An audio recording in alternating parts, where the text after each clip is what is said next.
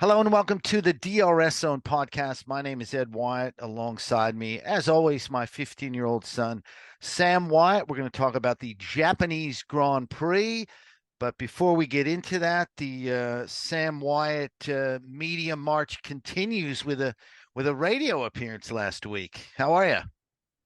Yeah, I'm good. It was good to be on the SEN talk show Grid Walk about Formula One. It was a Piastri party was the episode I was on. Yeah, it was great to be on there. My first experience with radio. Yeah, it was lots of fun. Yes, our good friend, of course, Cameron Vanden Dungen and Carl Reindler, who have that grid walk show on 1116 SEM, which is a radio station here in Melbourne. You can find that, by the way, sen.com.au.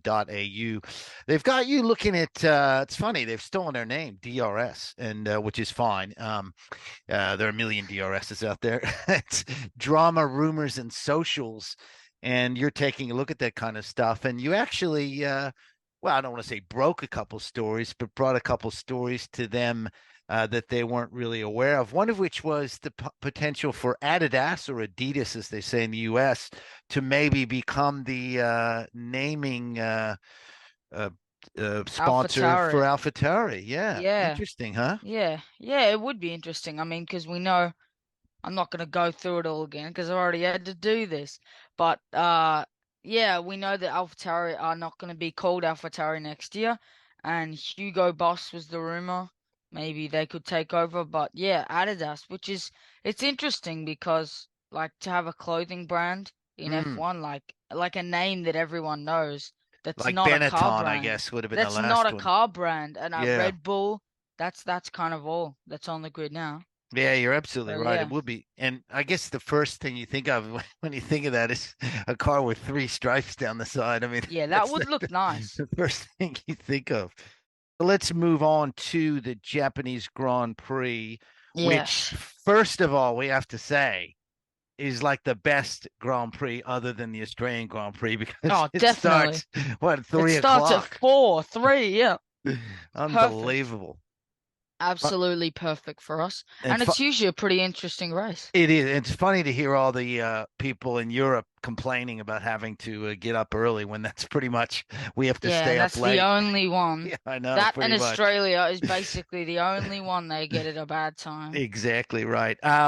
Why don't you wrap up the go through the classification and we can hit some of the talking points.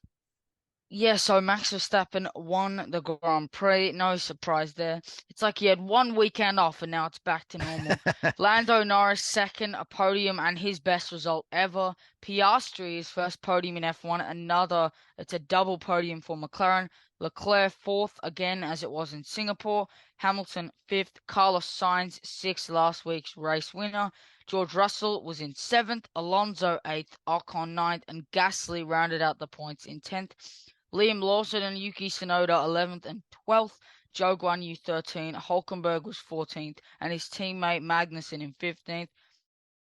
And there were five DNFs, a lot of DNFs for Japan. Albon and Logan Sargent, their first double DNF for Williams since Australia. Lance Stroll, who didn't start in Singapore. Perez, who came into the race, came back out and retired. Very strange story. And Valtteri Bottas didn't finish. Yeah, a ton of DNFs and was weren't sure for a while how many how many were actually going to Yeah. finish the race. We'll start at the top quickly, as you mentioned, Max back after that real disappointment in Singapore. I don't think anyone doubted that Red Bull would get that right and Max would come I back did. strong. I said Sainz would win. Well, there you go. You're the only one on the planet. I'm a Um, little biased, but yeah, he he cruised to a pretty easy win. Actually took pole by 0.581, which is just that's incredible in crazy. this day and age to take a pole by that much. But let's not forget that his teammate, that a lot of so much talk about Checo, had an absolute nightmare. A couple of collisions. He Yeah, had I a know. 5 second time penalty, did not finish. It's not fair. How is he allowed to go, oh, you've messed up, you got a penalty, but I'm out, so it doesn't matter. Oh, wait, this could hurt me down the track. I'm coming back out and then retiring again. How is he allowed to go back into the race? What if Red Bull time it right? They go out and it loses Lando Norris 5 seconds and Max Verstappen wins the race because of it. Now he won ultimately, but Yes. what if something like that happened? That was a strange. That's not Yeah. fair, and I don't think that should be allowed. If that wasn't Red Bull, I'm skeptical that it would have been allowed and that it wouldn't have been investigated. It's a very strange one. That rule that he had to see. He left the race and then was given a 5 second penalty after that. I mean, there's a lot of things at play here, Sam. I think really it does get to that point where when there's a race on, let's try to immediately give the penalty rather than wait. I think Yeah, that's always been an issue. I actually give Red Bull credit for knowing the rules because this apparently is yeah, allowed under the rules. But I agree with you. It just sets a weird precedent. You retire from a race and then suddenly go back out, do your 5 second, and then yeah. retire You're again. retired because there's a problem with the car, and then Yeah, all of a sudden it's fine, and you're back yeah. out there. Very, very strange rule, but this will not decrease the pressure on Sergio Perez, that's for sure, and who might be that second driver for Red Bull next year if it's not Yeah. Checo. So that We have seen this before. we This have has seen it. happened before with Sergio Perez Agreed. and Red Bull letting him back in the race. We'll Yep. go back to 2021 in Belgium, barely a race, but Perez crashed on the way to the grid and his car was in no shape, so they couldn't fix it. He was out of the race. Then they red flagged it for 2 hours. Red Bull thought, hang on a minute, we can actually get this car out there. They got it all ready. They sent That's him out right. there. Then they red flagged for another 2 hours. He finished last, but technically he was allowed back into the race. Yeah, And you're the right. race was only what 3 minutes after all. But yeah, it yeah that we have seen it before. And yeah, as you said, they have done their homework.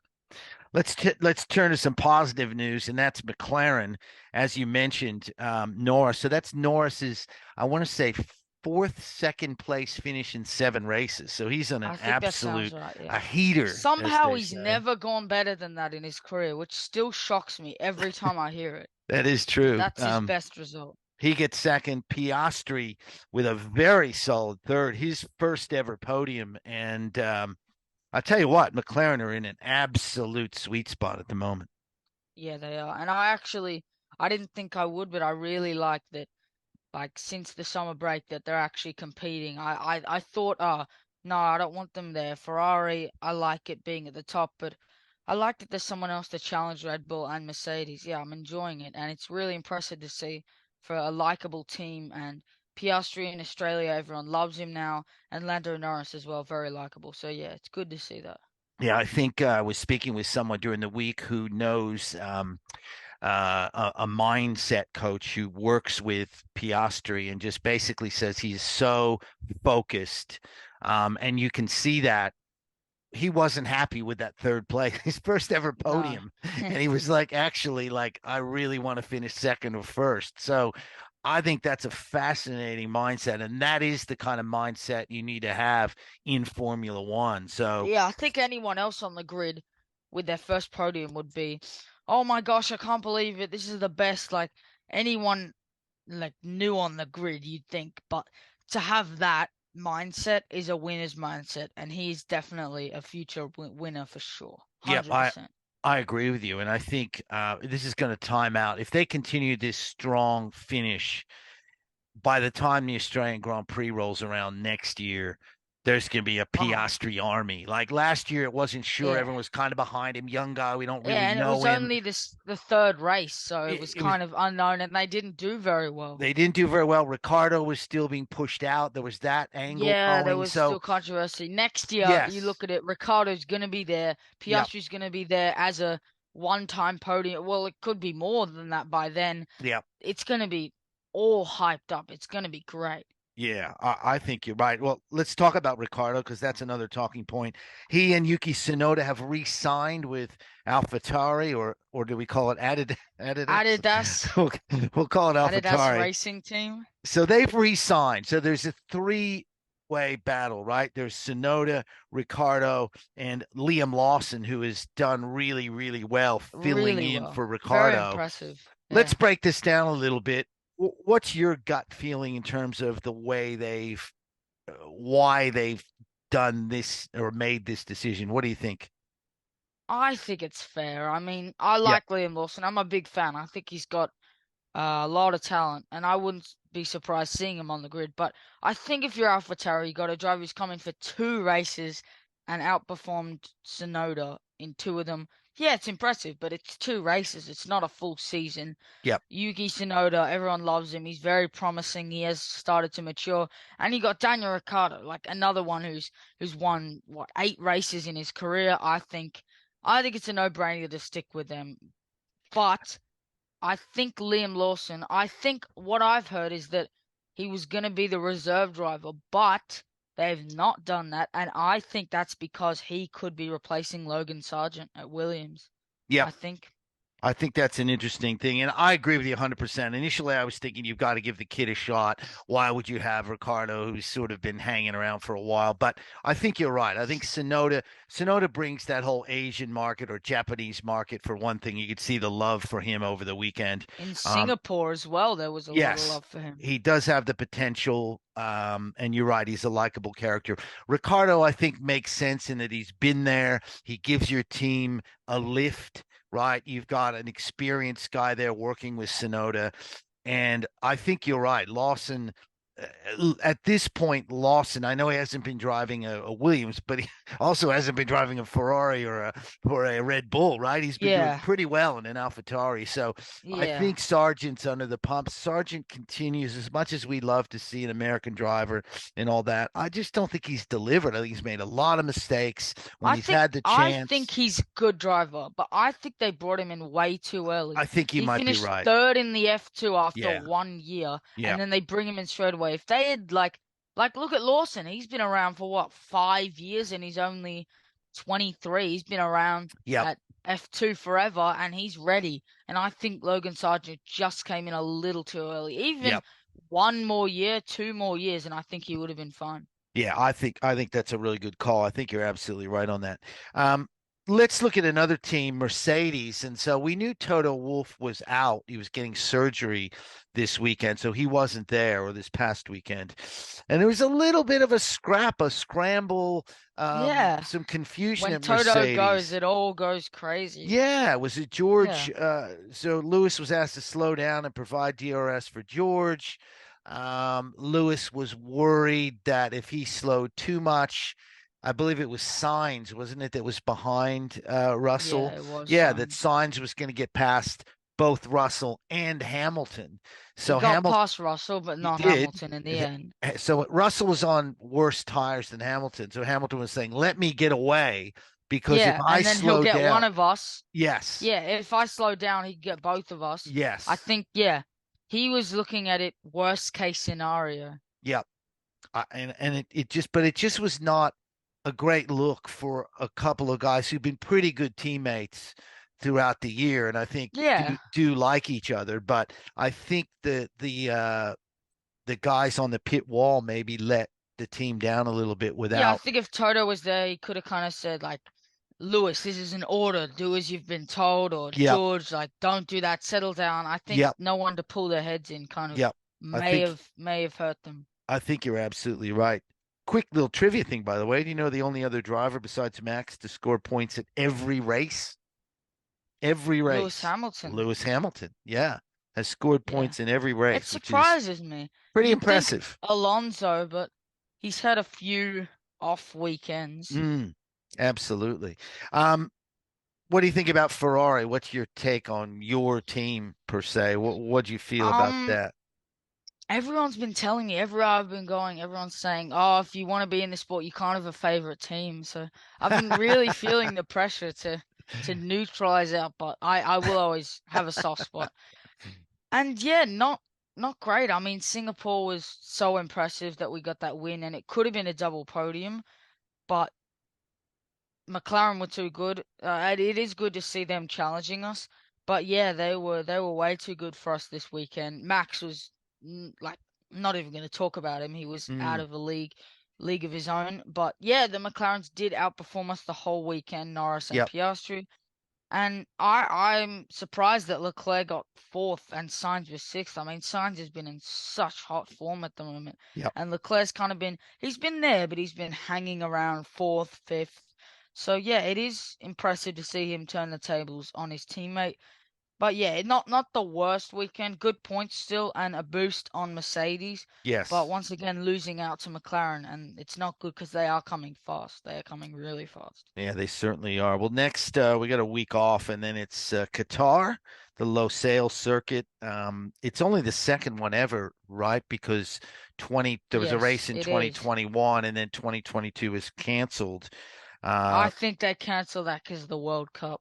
I think COVID, yeah, sure, too busy, but the World Cup, you can't have the World Cup and a Grand Prix in like the space of a month in yeah, Qatar. It's not like it's in USA and yeah, one's up in LA, one's in New York. It's a pretty small country, so yeah. I think that's why they cancel Okay. it. Little conspiracy theory there. I like it. 2021 race podium. Hamilton won it. Verstappen was second, and Fernando Alonso was third. It was really an incredible race. I mean, if Hamilton hadn't won that, he wouldn't have been in the battle for that title that went down to the last lap of the season. It Mm, it really he won there, that's then he got right. to Brazil, and then he came from last in Brazil in the sprint. He got all the way up to sixth, got the penalty, then came all the way back to the start, and that was just like, wow, this we are in for an incredible race. And then Saudi Arabia as well, so Yeah, he you're did the same. right. So this really started his charge because Yeah, Max had won like six in a row and he was up by 50, and then Lewis won three in a row late, and then it really set it up for an incredible championship.